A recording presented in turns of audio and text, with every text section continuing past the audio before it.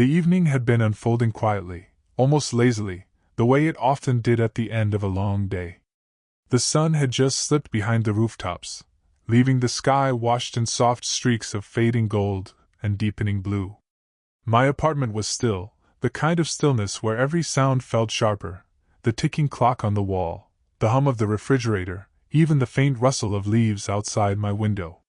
I was sitting with a book in hand, not really reading, more letting my eyes drift across the words while my mind wandered.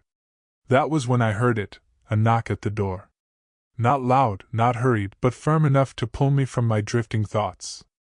At first, I thought it must be a delivery. I wasn't expecting anyone, and truth be told, visitors to my place were rare. I hesitated for a moment, listening. Another knock followed, lighter this time, almost patient. I set the book down, smoothed my shirt instinctively, and crossed the room. When I pulled the door open, the last thing I expected was to find them. 3 women stood there, side by side, framed by the twilight glow spilling over the neighborhood street. I recognized them instantly. Each lived nearby, familiar faces I'd seen in passing, though never like this, never all together at my doorstep. The first woman, tall with auburn hair loosely gathered at her nape, held a casserole dish in her hands. She smiled politely, but there was something in her eyes, something softer, almost uncertain, that caught me off guard. Beside her was another, shorter, with dark, wavy hair brushing her shoulders. She smoothed a strand behind her ear as she looked at me, the movement graceful, almost rehearsed. Her lips curved into a small, knowing smile, like she was amused by my surprise. The third stood slightly apart from the others, though not distant. She was elegant, composed, her posture straight yet relaxed.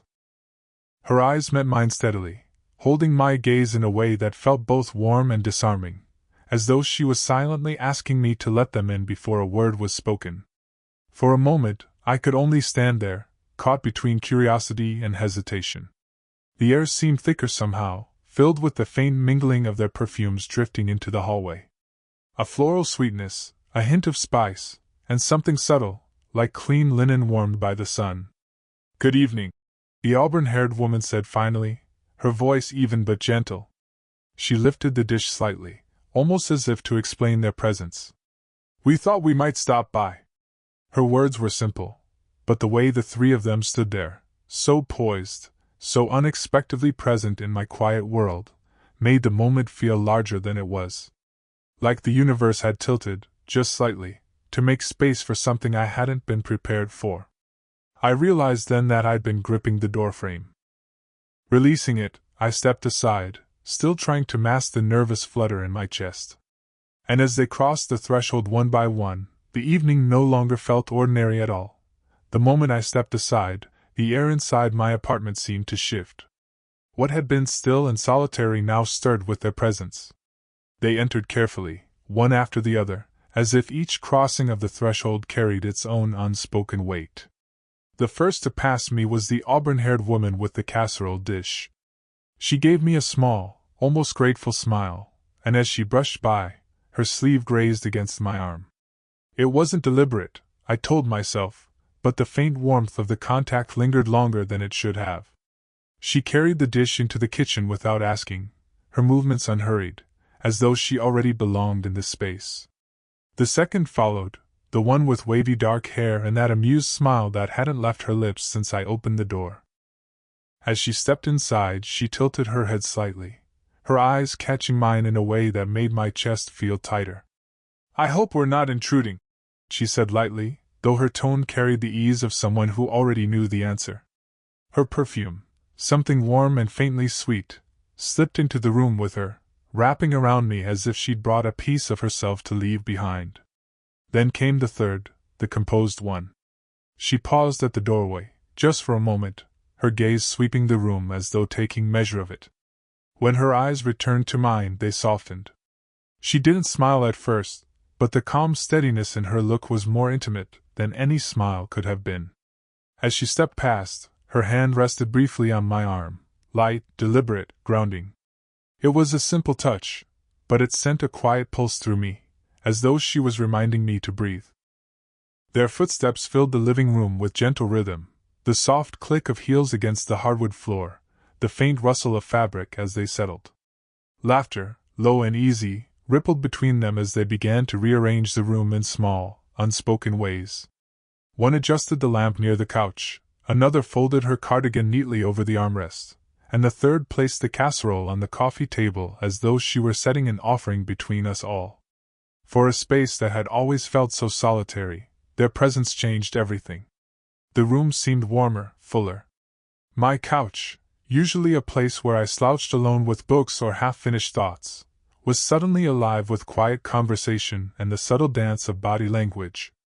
They sat close together at first, shoulders brushing, but then one leaned slightly toward me, another stretched her legs comfortably so they nearly touched mine, and the third kept her gaze steady on me, listening with intent whenever I spoke. It struck me, in that moment, how unnatural it felt to be natural. I found myself overly aware of small things, where to place my hands, whether my voice sounded too eager, how the beat of my heart seemed louder in my chest than it should have been. Yet, despite the nervousness, there was comfort too. A sense of belonging, of being chosen somehow, as though their gathering at my door hadn't been random at all. And as I sat with them in that quiet, transformed space, I couldn't shake the feeling that the night had only just begun to unfold. The living room glowed in the soft light of the lamp near the couch. I'd turned it on almost without thinking, but now its warm halo seemed to set the stage for everything that followed. The overhead light stayed off, leaving the room in gentle shadows, the kind that made voices softer, laughter richer, and eyes linger longer. The auburn-haired woman was the first to begin speaking, her hands folded neatly in her lap. She told a story about moving into the neighborhood years ago, her voice carrying that gentle steadiness of someone who had seen life from more than one angle. The other two chimed in with teasing comments, reminding her of details she'd left out, their laughter spilling easily into the quiet room. I found myself smiling more than I expected, drawn in by the way they spoke to each other, comfortable, familiar, yet tinged with something I couldn't quite name. When I added a small observation of my own, all three turned toward me at once, their eyes warming with attention. It startled me, that sudden focus, like being pulled under a spotlight without warning. The dark-haired woman leaned forward then, elbows resting lightly on her knees. "And what about you?" she asked, her tone light but her gaze intent. "You've lived here how long now? We hardly know anything about you." I cleared my throat, suddenly aware of how close she was. Her hair slipped forward over her shoulder, catching the lamplight like strands of ink. I told them, halting at first, about my work, my routines, little things that filled the days. As I spoke, I realized how rarely anyone had asked, and how unfamiliar it felt to be listened to with such quiet focus. The composed woman, the one whose touch on my arm still lingered in memory, sat back with her legs crossed. She said very little, but when she did, her words were thoughtful, her voice low and deliberate. And even when she wasn't speaking, I felt her eyes on me, steady, searching, as though she was studying not just what I said, but what I didn't. The auburn-haired woman laughed at one of my clumsy jokes, and the sound filled the room with a brightness that seemed to brush against me. "You remind me of," she began, then stopped, shaking her head with a smile, as though she'd said too much. I noticed then how each of them carried something unspoken beneath their ease, a faint hesitation in their voices, a pause before certain words, a glance that lingered longer than politeness required. It gave the conversation an undercurrent, like music playing just low enough that you couldn't quite make out the tune but still felt it shaping the room.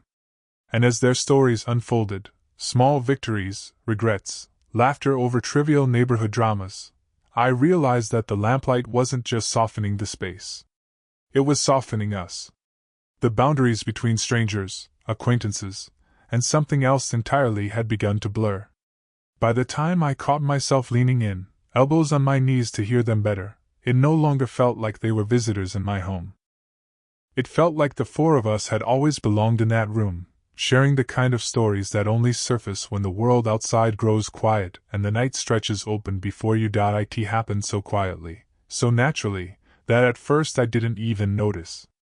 The mood of the room shifted, not with a sudden gesture or bold word, but in the spaces between them. The laughter softened. The air grew heavier, like the pause before rain.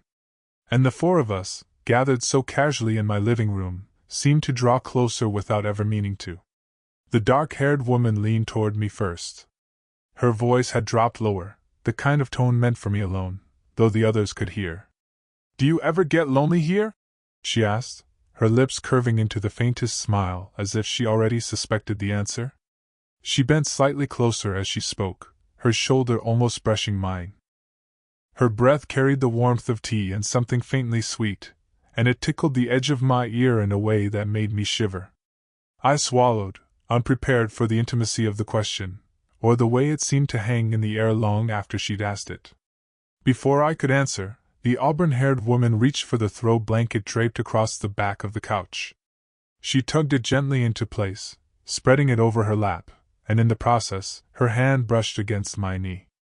Just a light touch, so light it could have been an accident, but her fingers lingered half a second too long. Enough for my pulse to quicken.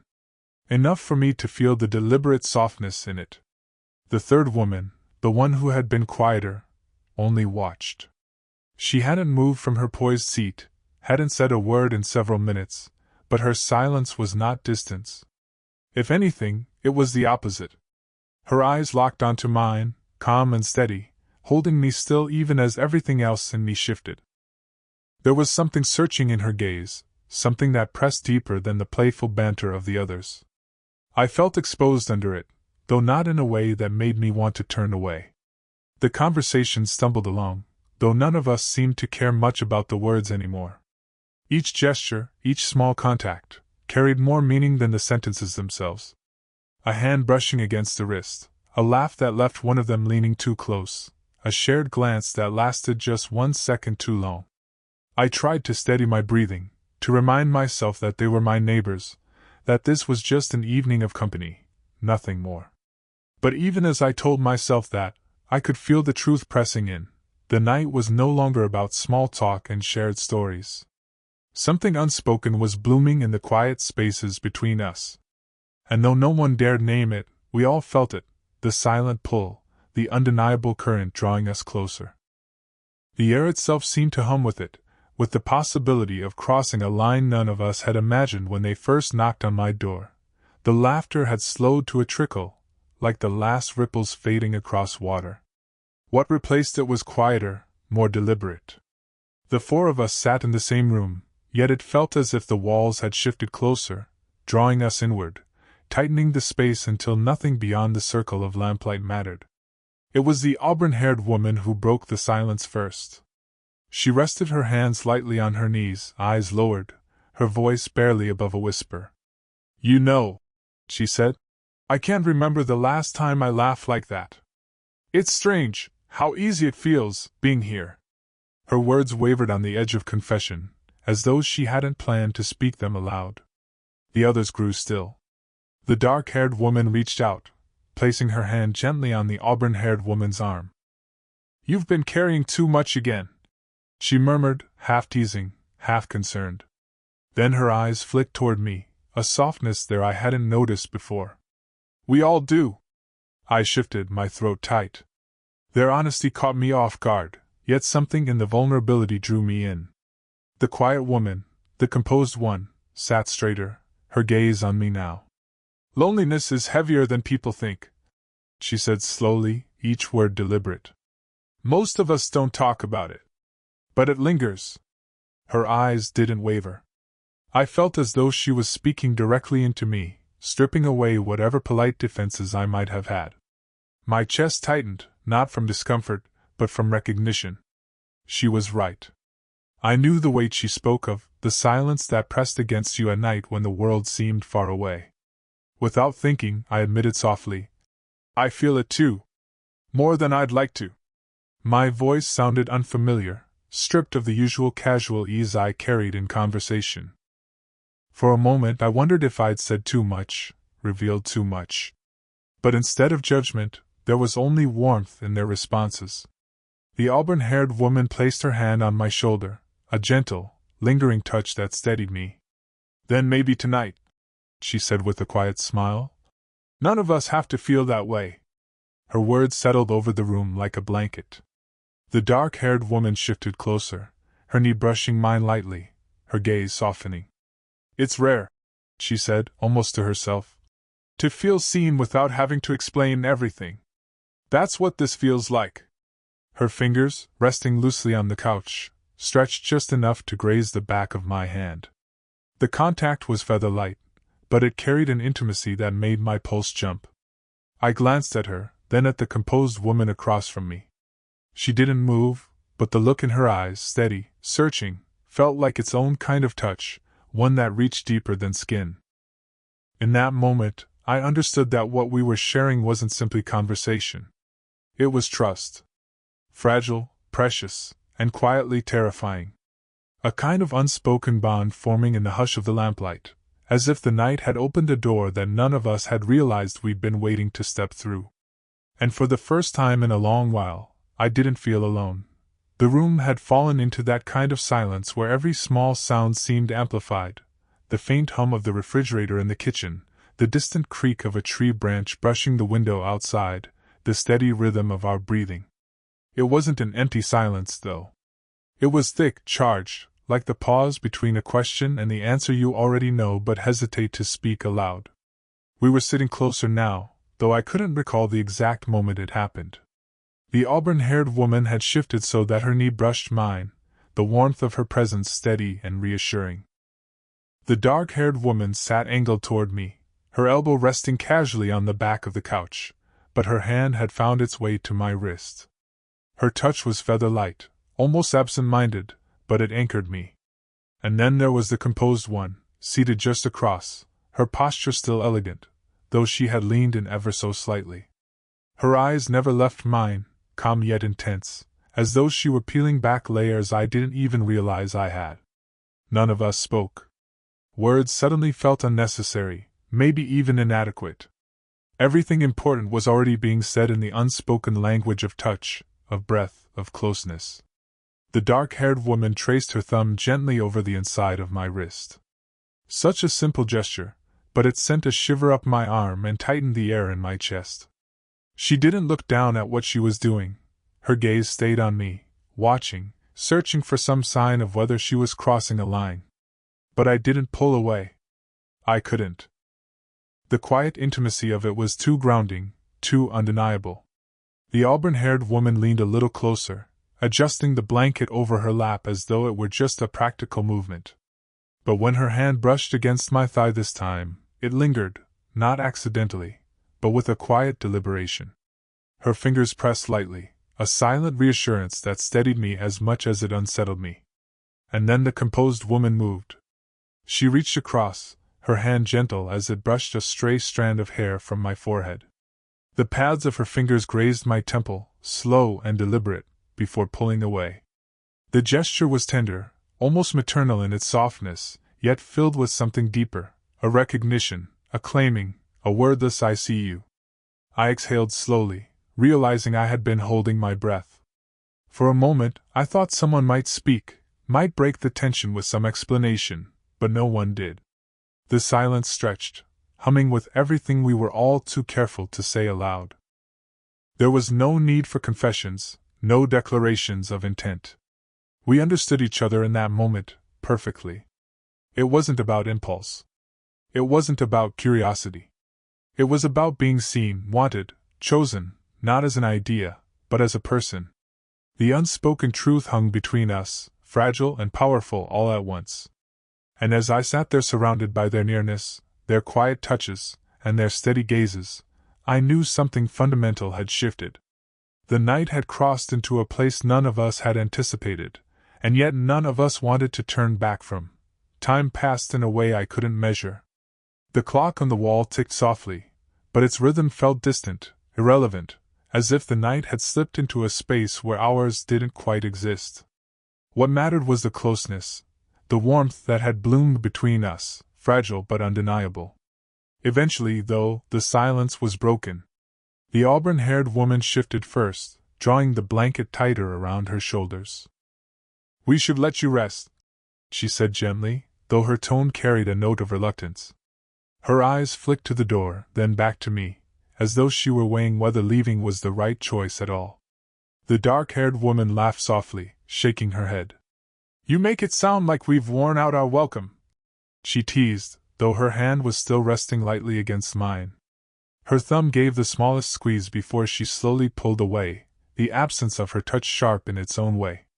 The composed one said nothing at first. She just studied me, her gaze steady, her lips curved into the faintest smile. Finally, she rose gracefully, smoothing the fabric of her skirt with careful hands. "Goodbyes are never easy when the night feels unfinished," she murmured, her voice carrying more weight than the simple sentence should have. I stood with them, almost reluctantly. The air felt different now, still warm, but touched with the bittersweet edge of departure. We walked together toward the door, their footsteps soft against the hardwood, their presence filling every corner of the small space. At the threshold, the auburn-haired woman turned to me first. She stepped closer, slipping one arm around my waist in a gentle embrace. Her cheek rested lightly against my chest for the briefest moment, and I felt the steadiness of her heartbeat through the thin barrier of fabric. When she pulled away, she looked up at me with a soft smile that seemed to carry both gratitude and promise. The dark-haired woman followed. She didn't hug me outright, but instead took my hand in both of hers. Her fingers curled around mine, warm and firm, her eyes locked onto mine as though she were trying to memorize something unspoken between us. She gave one final squeeze before releasing me, the weight of that small gesture lingering long after her hands had slipped away. And then the composed woman stepped closer. She didn't hesitate, didn't falter. Her hand rose, cupping my cheek gently, her thumb brushing along the edge of my jaw. She leaned in, pressing the softest kiss against my cheek, so delicate it was almost a whisper of touch, yet it carried a depth that made my chest tighten. When she drew back, her eyes held mine, calm and steady, as if to say everything she had chosen not to speak aloud. I stood in the doorway as they descended the steps together, their laughter soft and fading into the quiet night. The street lamp outside cast their silhouettes in a golden glow, their figures slowly disappearing into the stillness of the neighborhood. When I finally closed the door, the silence returned, but it was no longer the same silence I'd known before. It was warmer, fuller, carrying the echo of their voices, their touches, their presence. I leaned against the door for a long moment, a quiet smile pulling at my lips, and realized I no longer felt alone. The night had given me something I hadn't known I needed: connection. And though it ended at the door, it felt, unmistakably, like the beginning of something more.